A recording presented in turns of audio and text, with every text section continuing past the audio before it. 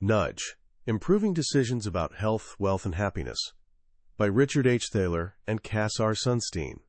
Picture yourself walking into a men's restroom at Amsterdam's airport. Strange way to start a conversation, I know, but stay with me. There, inside each urinal, you'd spot something odd, a tiny, realistic image of a housefly etched into the porcelain. Your first thought? Maybe it's a joke. Some quirky European bathroom art. But here's the twist. That little fly is pure brilliance. An economist named Ad Kiboom discovered something fascinating. Give a man a target, and he'll aim for it. That innocent-looking fly reduced spillage by a jaw-dropping 80%. No angry signs, no warnings, no fines. Just one tiny, silent suggestion built into the environment. A gentle nudge.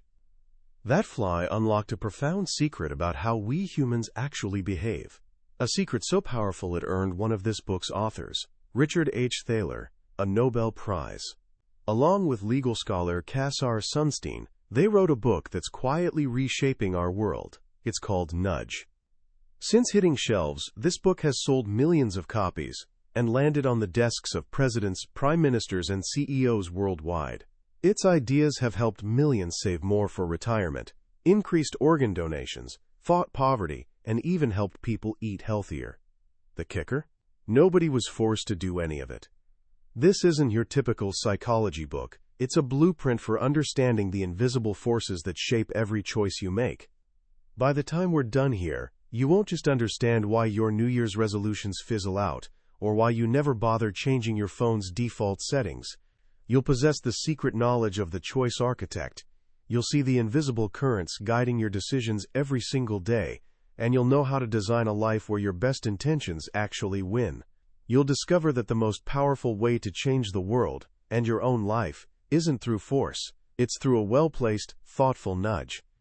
Let's kick things off with a simple question. Look at these two tables. One on the left, one on the right. Which one looks longer and narrower? If you're like pretty much everyone on planet Earth, you'd say the left table looks like a sleek runway, while the right one resembles a square coffee table. It seems obvious, right? But here's where it gets wild. If you grabbed a ruler and measured them, you'd discover something shocking. The tabletops are identical. Same exact dimensions. Go ahead, look it up if you don't believe me. It's a famous illusion. No matter how many times you see it, your brain absolutely insists the left one is longer. In this case, seeing definitely isn't believing. This little visual trick introduces us to the star of our story today. And that star is you. It's me. It's what the authors call a human. For centuries, especially in economics, the people designing policies and systems believed they were dealing with a completely different creature. They called this imaginary being Homo economicus, or just an econ for short. An econ is basically a superhuman.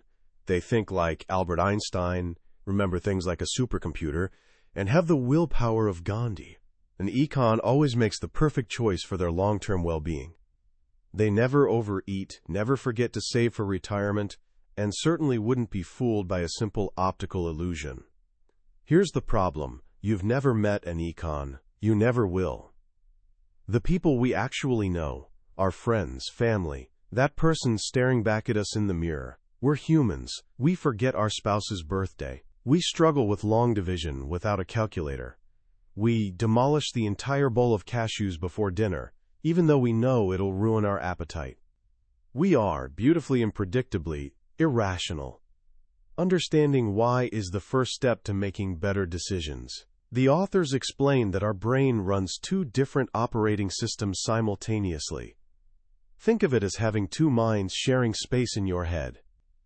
The first is the automatic system. This is your gut instinct. It's lightning fast, instinctive, and effortless. It makes you duck when something flies at your head. It's the part that smiles at a puppy or gets anxious when your plane hits turbulence. This is our ancient, primal brain, the part making split-second survival judgments for millions of years. It's basically Homer Simpson. He feels, he wants, he acts.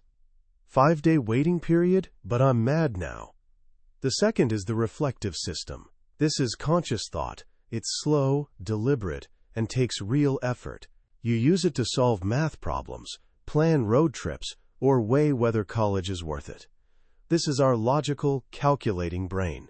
It's Mr. Spock from Star Trek, pure logic and reason. In a perfect world, our inner Spock would handle all the important decisions, but the reflective system is lazy. It tires easily. Most of the time, our inner Homer is driving, steering us through life based on feelings, habits, and mental shortcuts. This is where trouble begins. Because while our automatic system is brilliant at dodging predators on the savannah, it's terrible at navigating modern life's maze of credit cards, retirement plans, and all-you-can-eat buffets. It relies on simple rules of thumb, what psychologists call heuristics. These rules are usually fast and helpful, but they can also lead to massive, systematic mistakes. The authors highlight 3 big ones that constantly trip us up. The first is anchoring. Let me ask you something strange.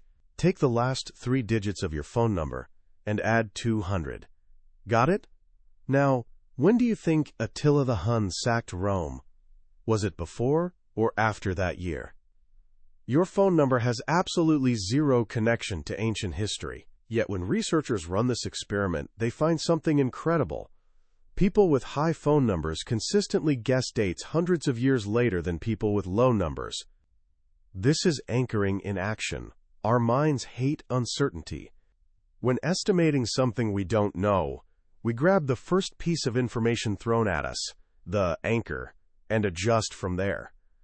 The problem? We barely adjust at all. This isn't just a party trick. It's everywhere. When charities ask for donations, they don't say, "Give what you can." They offer options: $50, $100, $250, or other. Those numbers aren't random. They're anchors, making a $100 donation feel reasonable. If the options were $25, $50, and $75, average donations would plummet. Real estate agents use this, showing you an overpriced house first, making the next one feel like a steal. Lawyers throw out astronomically high numbers in lawsuits, anchoring juries to a scale where millions suddenly seem plausible. Our automatic system gets anchored, and our reflective system is often too lazy to pull up that anchor and start fresh. The second mental shortcut is the availability heuristic. Quick question: what scares you more, a shark attack or a falling coconut? Shark attacks are terrifying. They're blockbuster movie material. They dominate news coverage. Falling coconuts? Not so much. Yet falling coconuts kill about 150 people yearly. Sharks kill around 5. We judge how likely something is, not by actual statistics, but by how easily we can recall an example. This is the availability heuristic. If something is vivid, recent, and emotional, our brain thinks it's common. Homicides are more available in our minds than suicides, so most people wrongly believe homicides happen more often. They don't. This explains why earthquake insurance sales skyrocket after an earthquake, then steadily decline as memories fade.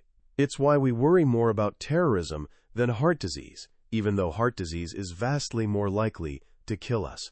Our brains react to vivid stories, not boring statistics. This simple bias governs our personal decisions and public policy. Governments pour resources into fighting front-page dangers, not necessarily the biggest actual threats. The third big rule of thumb is representativeness. Think of this as the stereotype heuristic. Meet Linda. She's 31, single, outspoken, and brilliant. She majored in philosophy. As a student, she was passionate about discrimination and social justice issues, and participated in anti-nuclear demonstrations. Now, which is more probable? A. Linda is a bank teller. B. Linda is a bank teller and active in the feminist movement. If you're like most people, you picked B. It just feels right. Linda's description perfectly matches our stereotype of a feminist, but B is logically impossible. Think about it. Feminist bank tellers is a subset of all bank tellers.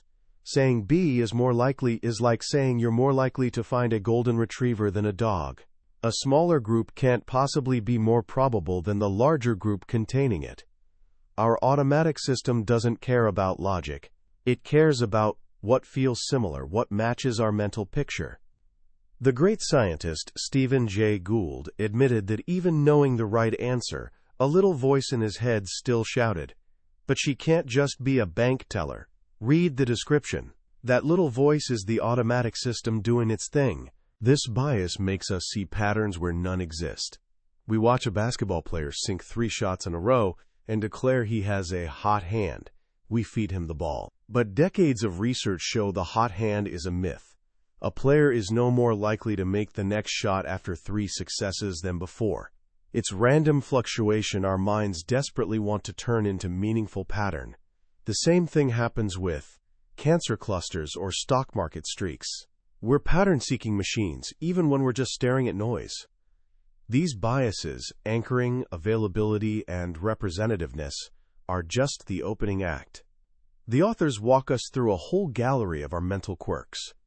There's unrealistic optimism. About 90% of drivers think they're above average. Nearly everyone believes they have an above-average sense of humor. When couples marry, almost all believe there's 0 chance they'll divorce, despite knowing the statistic hovers around 50%. This optimism can be wonderful. It fuels entrepreneurs to launch businesses, but it also leads us to underestimate risks, from heart attack chances to retirement savings needs. Then there's our bizarre relationship with gains and losses. People hate losing far more than they enjoy winning. Losing something makes you roughly twice as miserable as gaining the same thing makes you happy. This is loss aversion. In a classic experiment, half a classroom gets free coffee mugs, the other half gets nothing. Then, mug owners are asked the lowest price they'd accept to sell their mug. Non-owners are asked the highest price they'd pay for one. Logically, the prices should be similar. Same mug, right? But they never are. Mug owners typically demand about twice what non-owners will pay. Once it's ours, it magically becomes more valuable. We don't want to lose it. This powerful aversion to loss leads to another major flaw, the status quo bias. This is just a fancy name for inertia. For countless reasons, we have a powerful tendency to stick with our current situation. When you get a new phone, it comes with default ringtones, wallpaper, and dozens of other settings. How many have you changed? Most people stick with defaults, even when the stakes are much higher than ringtones. This, whatever approach, is one of the most powerful forces in human behavior. We go with the flow. We sit in the same classroom seat every day. We watch whatever show comes on after the one we were watching. We subscribe to magazines for a decade without reading them, just because we never cancel. And this is where the story shifts. Because if we're all so easily influenced, if our choices are shaped by anchors, inertia, and how things are presented, then there's no such thing as neutral design. This brings us to the most important character in the book, after the human, the choice architect. A choice architect is anyone who organizes the context in which people make decisions. Design a ballot? You're a choice architect. Doctor describing treatment options? Choice architect. Parent laying out educational paths? Choice architect. Running a school cafeteria? Definitely a choice architect. The authors tell the story of a fictional friend, Carolyn, who directs food services for a large city school system. She decides to run an experiment. Without changing menus, she simply rearranges how food is displayed. In some schools, desserts come first in line. In others, they're last. In some, French fries sit at eye level. In others, it's carrot sticks. The results are dramatic. Simply rearranging food increases or decreases consumption of many items by as much as 25%. Carolyn has learned something huge. Small, seemingly insignificant environmental details can massively impact behavior. She has power. She can nudge. Now she faces a choice. What should she do with this power? She could arrange food to maximize student health. She could arrange it randomly. She could try mimicking what kids would have chosen on their own, but what does that even mean when their choices depend on the arrangement? She could take supplier bribes to feature certain products, or she could arrange it to maximize profits. The first option, arranging food to improve student well-being, seems a bit intrusive, slightly paternalistic. But the alternatives are worse. Random is a cop-out. Being neutral is impossible, because any arrangement has an effect. Taking bribes is corrupt. Maximizing profits might harm kids' health. So Carolyn is stuck. She must choose some arrangement. She cannot avoid being a choice architect. Any design she chooses will nudge kids in some direction. This is the book's central argument. Since nudges are unavoidable, why not deliberately design them to improve people's lives? This is what the authors call libertarian paternalism. It sounds contradictory, and the authors know it. Both words have baggage. Libertarian conjures dogmatic anti-government types. Paternalism evokes a nanny state dictating your every move. But broken down, the idea is simple common sense. The libertarian part is crucial. It means preserving freedom of choice. A nudge isn't a mandate. Banning junk food isn't a nudge. Putting fruit at eye level is a nudge. People should always be free to choose. They should be able to opt out easily and cheaply. Want to eat the cake?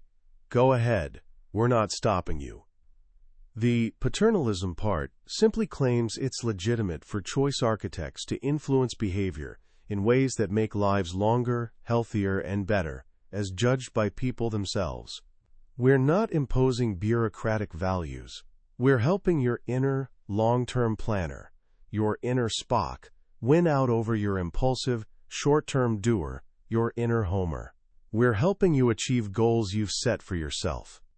So a nudge, as the authors define it, is any aspect of choice architecture that alters behavior in predictable ways without forbidding options or significantly changing economic incentives.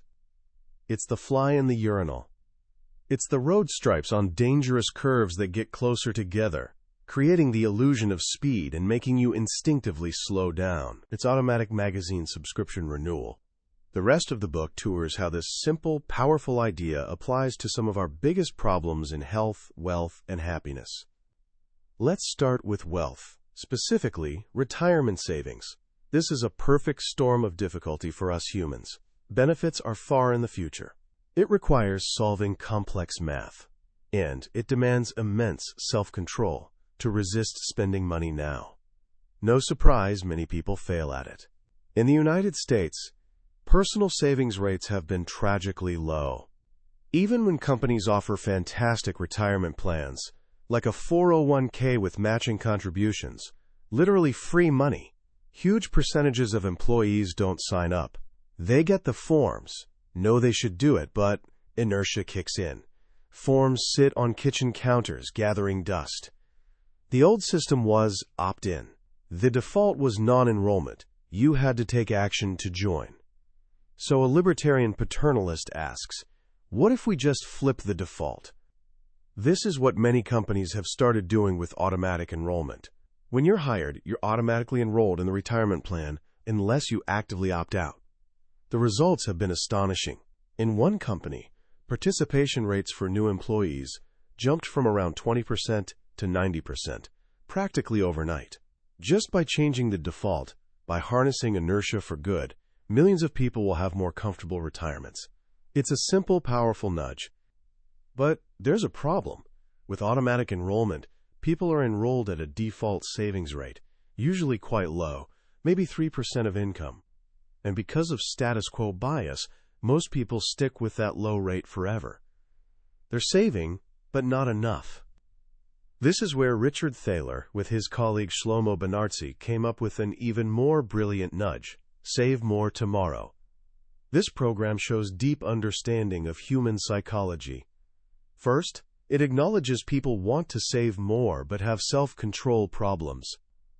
Second, it uses the fact that it's always easier to commit to future good behavior than to start today. I'll start my diet Monday. Third, it cleverly sidesteps loss aversion. People hate seeing their paycheck shrink. Here's how it works. You ask employees if they'd like to join a program where they commit, in advance, to automatically increasing their savings rate every time they get a raise. Think about the genius here. Your take-home pay never goes down. When you get a 3% raise, maybe 1% automatically goes to retirement savings. You still see your paycheck increase, just slightly less. You don't feel the loss of extra savings. And once you're in, inertia becomes your best friend. The increases happen automatically. You do nothing. The first test was spectacularly successful. A group of employees who just refused to increase savings immediately were offered Save More Tomorrow. Nearly 80% signed up. Over the next few years, their savings rates nearly quadrupled, from 3.5% to 13.6%. They went from poor savers to excellent savers, barely feeling a thing. This idea was so successful, it was written into U.S. law in 2006, creating incentives for companies to adopt both automatic enrollment and automatic escalation. It's a perfect example of a gentle nudge helping millions of people have better lives without forcing anyone to do anything. Now let's turn to health. Same principles apply. One of the most powerful and tragic examples is organ donation. In the United States, thousands die yearly waiting for transplants. Demand far outstrips supply. Yet surveys show the vast majority approve of organ donation and say they'd be willing donors. The problem, again, is the gap between intention and action. Most states use explicit consent, an opt-in model. You must take a concrete step, like checking a box on your driver's license, to become a donor. And many of us, for no good reason, just don't get around to it. But some countries use a different system, presumed consent, an opt-out model. Everyone is presumed an organ donor unless they actively opt out. The difference is staggering. Look at two similar countries, Germany and Austria. Germany uses opt-in. Only 12% of citizens are registered donors. Austria, right next door, uses opt-out. Their donation rate? Nearly 100%, 99%. This isn't because Austrians are more generous than Germans. It's the power of the default. When the default is set to the socially beneficial outcome, inertia and status quo bias do the rest.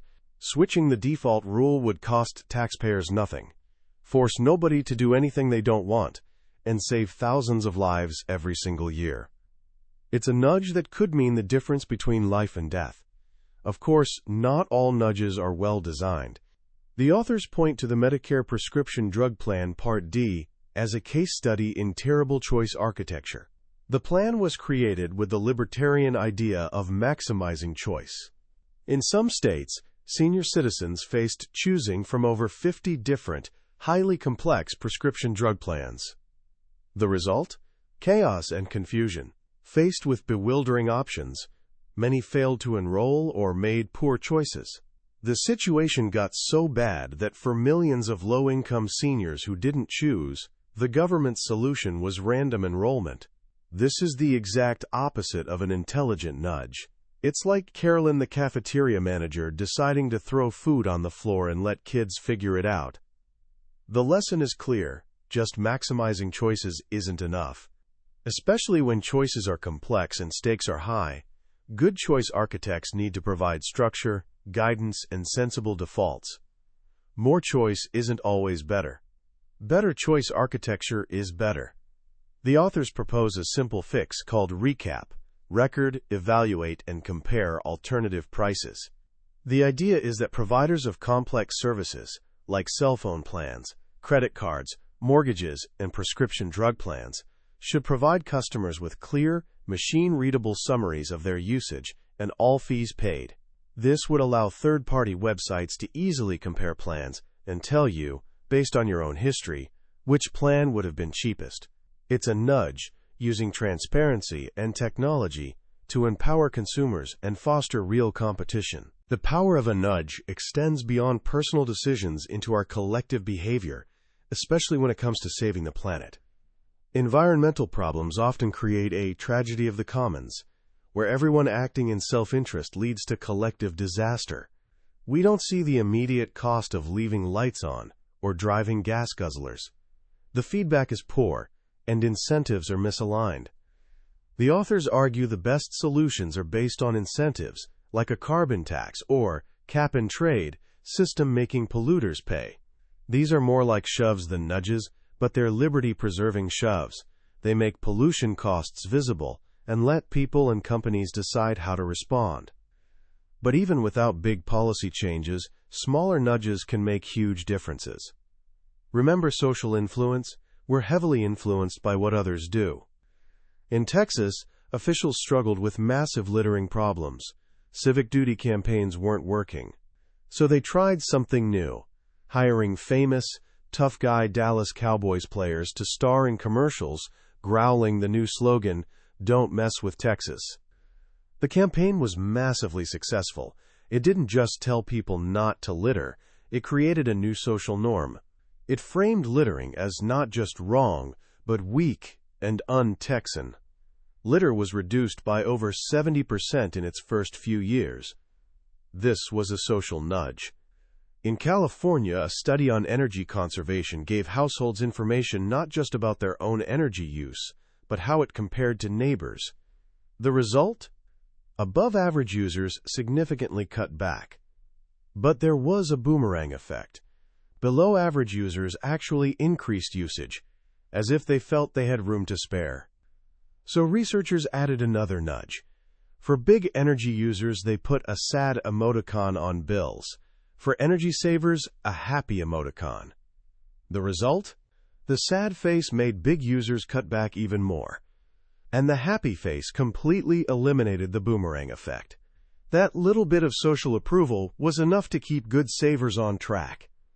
It's a simple, low-cost intervention harnessing social comparison and feedback. Imagine if your thermostat didn't just show temperature, but glowed red when you were using expensive energy, and green when you were being efficient. Suddenly, the invisible becomes visible, and when we can see our choices, we can start changing them. Throughout this journey, the authors build a powerful case that we can do better. We can design systems in our governments, companies, and our own lives that make it easier for our better selves to emerge. The principles of good choice architecture can be summarized with a helpful acronym: nudges, incentives, who pays, who chooses, who profits. Make sure incentives are aligned. If you want people to do something, make it worth their while, but also make sure incentives are visible, that people can see them. Understand mappings. How do we map choices to our welfare?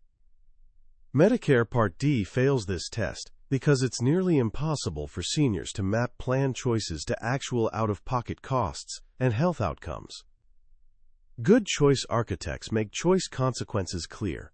Instead of telling you a camera has 12 megapixels, tell you it can produce high-quality poster-sized prints. Translate choices into experiences. Defaults. This is the big one. The power of inertia is immense. Defaults should be chosen carefully to reflect choices that would make most people better off.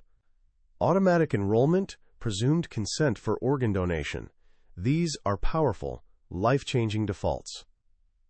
Give feedback. The best way to improve is getting clear, immediate feedback. Digital cameras beat film cameras because you see mistakes right away. The glowing orb showing energy use provides instant feedback. Well-designed systems tell you when you're doing well and when you're making errors. Expect error. Humans make mistakes. Well-designed systems anticipate errors and forgive them as much as possible. A gas cap attached to the car prevents driving off without it. An email program asking, "Did you mean to send this without an attachment?" expects error. We should design for humans, not econs. Structure complex choices. When choices are numerous and complex, we need help. People use simplifying strategies, and choice architects can assist. A paint store organizes colors by hue, not alphabetically. A movie rental site uses collaborative filtering. People who liked this also liked, to help you navigate endless options. When the world is complex, a little structure goes a long way. This framework isn't a magic wand. It doesn't solve all problems. But it offers a new way of thinking. It's a third way between rigid, one-size-fits-all government mandates and dogmatic, sink-or-swim, pure laissez-faire. It recognizes that we are human. It respects our freedom, and it gently, wisely nudges us toward a better world. As we close the pages of Nudge, it's hard not to look at the world a little differently. Suddenly, you start seeing the hidden architecture everywhere. The grocery store layout, website design, the way your doctor presents options. It's all choice architecture. And you realize you're being nudged constantly, whether you know it or not.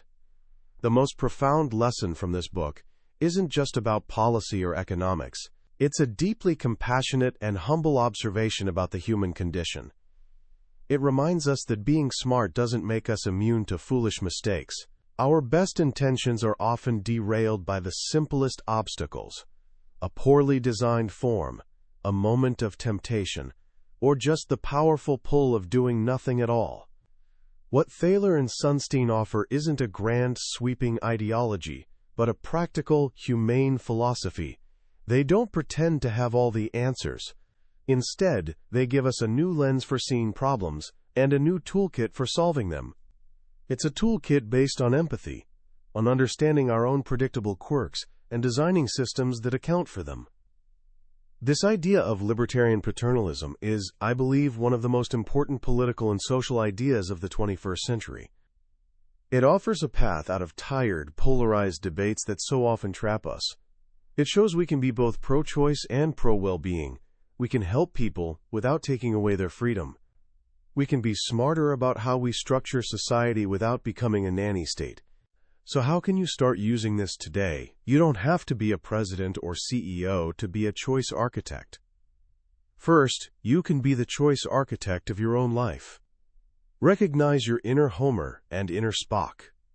Know that your willpower is a limited resource. Instead of relying on it, change your environment. If you want to eat healthier, don't just try resisting junk food in your pantry. Get it out of your house. Make healthy snacks the easy default option. If you want to exercise in the morning, lay out your workout clothes the night before. Reduce the friction. Make good choices the path of least resistance. Second, you can be a choice architect for people you care about. If you want your kids to do homework, don't just nag. Help them design an environment with fewer distractions. If you're a manager wanting your team to save for retirement, don't just send a memo. Make the enrollment process as simple as possible. Make it automatic. Finally, you can demand better choice architecture from institutions that serve you. Ask why forms are so complicated. Ask why defaults aren't set to help you. The power of a nudge is that it's often simple, low cost, and easy to implement. We just have to start seeing the opportunities. That was a summary of Nudge by Richard H. Thaler and Cass R. Sunstein. We've explored the main ideas today, but I'll be honest. A summary is like looking at a travel brochure. It can show you pictures, but it can't give you the feeling of actually being there.